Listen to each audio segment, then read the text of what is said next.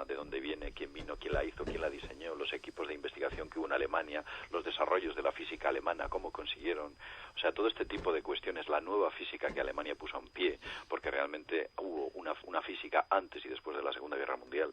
Todo este tipo de cuestiones pues son algo eso es lo que... también muy importante, muy sí, importante. Sí, sí. Bueno, y de hecho de eso es lo que queremos hablar. Como bien decíamos, en los libros oficiales pues ya más o menos todos los hemos visto, ¿no? O sea, ese desarrollo, o sea, los alemanes estaban desarrollando una bomba atómica. A ver, siempre se ha dicho que cuando hubo la fuga de muchos judíos de Alemania en los años 30, cuando Hitler entró en el poder, siempre se dijo que Alemania se convirtió en un páramo, tanto intelectual como científico. Yo creo que fue exactamente al revés. Yo creo que la expansión en ideas y en desarrollos fue espectacular. Evidentemente yo puedo citar aquí algunas cosas que José Luis seguramente conoce, ¿no? Pero a ver, desde Konrad Zuse y sus computadoras Z, hubo 4 modelos, mucho antes de la ENIAC aliada, por descontado. Creo que se llamaba Newman, Von Neumann, me parece, el constructor de ENIAC, que era gigantesco. Sí, pero era una miniatura. Por ejemplo, en Múnich hay un museo que hay una reproducción de la última computadora Z del año 44 de Konrad Zuse, y lleva teclado y es mucho más pequeña y tenía una potencia, además era programable, que era una máquina adelantadísima en aquella época, ¿no? Tienes Werner Heisenberg, por ejemplo, con su mecánica cuántica matricial y todo el tema, y además fue premio Nobel por su principio de la incertidumbre. Tienes al doctor Otto Hahn y la fisión nuclear, por ejemplo. Tienes a Wernher von Braun y sus trabajos en cohetes y en misiles. Este fue además que además este es el más conocido porque era muy public relations y fue el que estuvo en la NASA, ¿no? El que estuvo de director de la NASA después, ¿no? Es decir, este nazi, ¿no? Por decirlo, bueno, no era nazi. Pero pertenecía, claro, estaba allí. Tienes al doctor Eugen Schenker, por ejemplo. Tienes al doctor Eugen Schenker y su mujer, la matemática Irene Brenn, y que diseñaron todo un bombardero suborbital. Por ejemplo, tienes al doctor Ruska y su microscopio electrónico. Tienes al doctor... La familia Horten también. Los Horten, sí. Hay mucha gente. El doctor Manfred von Ardenne, ¿no? Con más de 600 patentes, incluyendo... Hay un montón de historias que no se han comentado y que, por ejemplo, hay desarrollos como el Silgeret, el Vampir, que es una mira infrarroja, es un desarrollo alemán, por ejemplo. El Himmelstürmer, que era ese... Cuando tú ves volar a un tío con aquella especie de mochila que salió en los Juegos Olímpicos de Los Ángeles hace muchos años, o James Bond, que escapa con una especie de mochila que vuela, aquello se llama Himmelstürmer, fue un desarrollo alemán para saltar sobre campos de minas hacia el final de la guerra. Y las centrifugadoras de hexafluoruro. Exacto. El Hernotype. Correcto. Placas vitrocerámicas, la gasolina sintética, la penicilina sintética, 3065, el joystick, por ejemplo. Tienes el misil guiado por televisión, tienes aviones a reacción de todo tipo, helicópteros. Fue el primer país que desarrolló helicópteros y los fabricó en serie. Fabricó más de 1000 helicópteros durante la Guerra Mundial. Diseños de todo tipo, la bomba atómica, evidentemente, entre ellos el desarrollo nuclear. Claro, todo esto no se ha comentado. Es más, siempre se ha dicho que nunca llegaron a nada. Además, siempre se habla del ataque aquel a Noruega, a la base aquella central con agua pesada, de los ingleses, exacto, toda esa historia, ¿no? Entonces, a ver, es una forma de ver la historia, y aunque sea un tópico, la historia la escriben los vencedores, es así. Entonces, esto además, no podemos evitarlo, ¿no? Pero fíjate otra cosa, ¿tú te has fijado los desarrollos norteamericanos, los apellidos de los que los desarrollaron? Sí. Oppenheimer, etcétera. También alemanes. Claro. Por ejemplo, la pintura antirradar es un desarrollo alemán ya de final de la guerra. Cuando tú ves según qué aviones, son diseños totalmente modernos, son diseños muy adelantados a su época, o sea que esta gente no sé qué tipo de criterio tenía, pero llegaba muy lejos en sus diseños. Pero muy rompedores. ¿A qué achacáis todos estos inventos? ¿A que había en ese momento pues una expansión cultural importante que tendría que haberse dado en todo el mundo? ¿O quizá nos podríamos ir un poco más allá? Es decir, ¿de dónde le viene toda esta tecnología? Y el por qué quizá no la terminaron, porque con todo esto que estás diciendo realmente era como para ganar la guerra, ¿no? Mira, Miguel, te voy a comentar una cosa. Eso nos ocurre ahora. Ocurre ahora también. Hay grandes descubrimientos científicos, la energía libre, nuevas formas de energía, la fusión, etcétera. Hay grandes descubrimientos, pero sin embargo, por grandes intereses económicos no se están llevando a efecto. Entonces, en aquella época de la historia también lo sabía, y el aparato militar alemán sabía que tenía que tirar de esa nueva ingeniería y esa nueva ciencia, porque es ahí donde iban a conseguir los grandes resultados.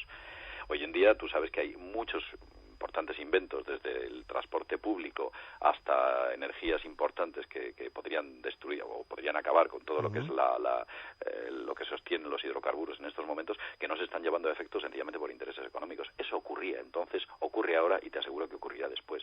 Lo que hizo Alemania fue abrir las puertas a esa nueva tecnología, a esa nueva ingeniería que nada tenía que ver con lo que existía entonces, la ciencia newtoniana, y a partir de ahí, bueno, pues digamos que eclosionó todas esas armas y esos desarrollos científicos que hoy en día, de los que estamos incluso disfrutando. De hecho, el transbordador espacial que actualmente que conocemos no es un diseño no es un diseño norteamericano, es una adaptación de un diseño alemán de un transbordador que ya ellos habían diseñado en el año 1943, concretamente por la familia Sanger, el llamado American Bomber, lo llamaban así.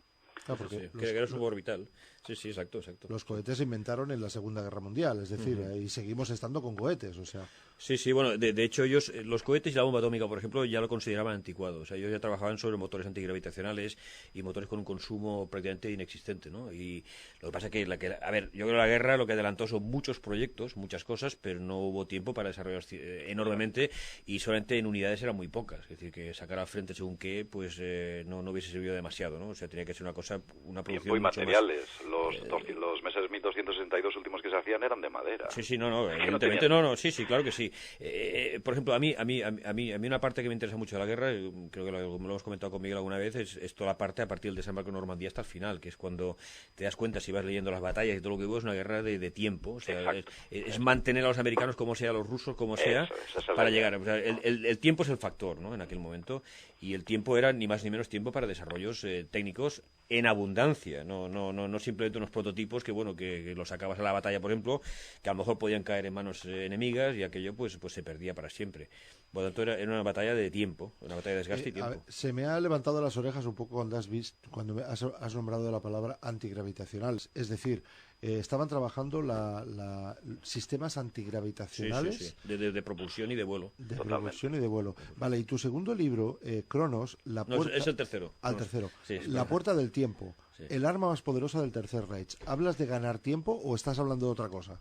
En este caso, a ver, esto es un asunto que está desclasificándose muy poco a poco.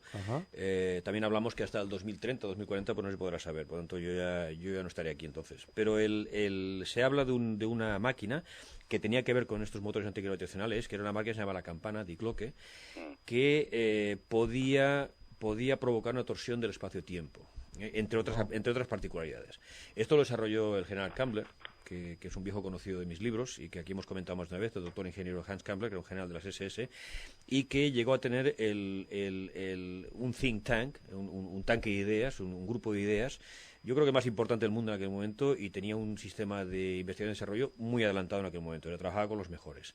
Sí. Entonces ellos en zona ocupada de Polonia y en Checoslovaquia, en la zona de los Sudetes, donde hay mucha minería, ellos dentro de minas estuvieron probando este aparato que, como su nombre indica, la campana tenía una forma acampanada. Era un Pilsen, concretamente. Sí, exacto. Entonces, el caso es que la llegaron a poner en marcha en varias ocasiones. Esta máquina se ve que emitía unas radiaciones terribles, llegó a matar a varios científicos en las primeras pruebas, estoy hablando de principios del 44, luego a medida que los años fueron pasando lo fueron ajustando más, hasta que se sabe que la pusieron en marcha. No se sabe exactamente qué sucedió, porque esta máquina y el general Kammler desaparecieron después de la Guerra Mundial, con un avión que estaba en Praga esperando, de 6 motores, que podía volar desde Alemania hasta Japón sin escalas. Este avión, según se dice, pues se llevó más de 10 toneladas de documentos, la máquina, el general Kammler y asistentes suyos, voló desde Praga hasta Noruega. De Noruega se dice que fue hasta Barcelona, que no es nada extraño, O sea, Barcelona era un aeropuerto de paso, y logístico. Y se supone que fue hacia Sudamérica, o la Antártida, o quizás algunas colonias en África exalemanas. Sudáfrica, sí. Se dice. Todo esto ya son conjeturas que no Estás sabemos. hablando de la máquina del tiempo, ni más ni menos. Bueno, ellos una de las funciones que podía haber obtenido esta máquina era precisamente curvar el tiempo y, por lo tanto, trabajar el tiempo, monitorizarlo y la ingeniería del tiempo que sea.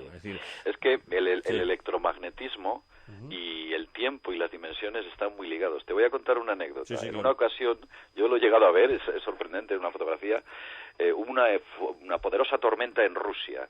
Entonces, en esa tormenta, los enormes vientos que había hacían que ciertas cosas, ciertos objetos se fueran hacia las paredes, y en algunas ocasiones aparecían fotografías que se ve lapiceros incrustados en cristales, en los cristales de las ventanas, como que debido al enorme campo electromagnético que se había producido, como que pasan a otro estado y pues cuando retornan rápidamente al estado normal, allí donde se encuentran, digamos que aparecen fusionados directamente, porque el electromagnetismo, la gravedad y el tiempo son tres cosas que están íntimamente ligadas. La teoría de los campos unificados, que esto lo sabían muy bien los alemanes. Sí. Bueno, pues ellos con esta máquina parece ser que podían modificar o alterar o trabajar o monitorizar, llámale como quieras, ¿no? Y, a ver, ellos consideran que el tiempo, y de ahí viene el nombre de mi novela, la puerta del tiempo, porque consideran que el pasado, el presente y el futuro están en el mismo plano. Es encontrar la puerta adecuada y te vas al pasado, te vas al futuro o permaneces donde estás, ¿no? También te puedes equivocar de puerta. O sea, es muy curioso todo esto, ¿no? Entonces la máquina lo que permitía, y estoy lucubrando sobre los pocos datos que hay, porque esto además viene a través de unas declaraciones de Jakob Sporrenberg, que era el oficial de las SS que llevaba todo el tema de seguridad de la máquina y que fue interrogado por los polacos y ajusticiado en el año 52. Es la única información que tenemos sobre esta máquina, vamos a decir oficialmente, que su declaración está todavía clasificada. O sea, tú no puedes saber qué dijo Sporrenberg en el año 52 frente a un jurado polaco. Pues esta máquina permitía encontrar la puerta adecuada para ir al espacio que te interesaba o al tiempo que te interesaba, ¿no? Repito, hasta dónde llegaron no podemos en este momento elucubrarlo. Sí, podemos elucubrarlo, pero evidentemente no tenemos el dato fehaciente, ¿no? Yo aquí me remito a mi libro, donde hablo de esa arqueología prohibida, donde se ven aspectos históricos o por lo menos objetos en estratos geológicos imposibles, ¿no? Desde esa huella de calzado que está pisando unos trilobites hace 500 millones de años, que la pregunta es quién llevaba zapatos hace 500 millones de años, incluso existía el hombre. El tema aquel de un cráneo humano con una perforación de bala del 762, que tiene 35.000 años. O, por ejemplo, no sé, pues un martillo, una especie de piolet que se encontró en un estrato en Estados Unidos de 450 millones de años. Claro, ¿quién utilizaba un martillo en aquella época, no? ¿A quién se le cayó? ¿Cómo quedó incrustado en la roca? O maquinaria encontrada dentro de vetas de carbón. O maquinaria encontrada. Hay muchas cosas que, claro, o sea, alguien hubo allí. Claro, la pregunta es, ¿fue alguien que viajó en el tiempo y dejó ahí una pequeña huella, la que sé, la hemos encontrado? ¿Qué son esos objetos que están fuera de lugar? Que además, evidentemente, la arqueología convencional pues ni considera, ¿no? O sea, así de claro.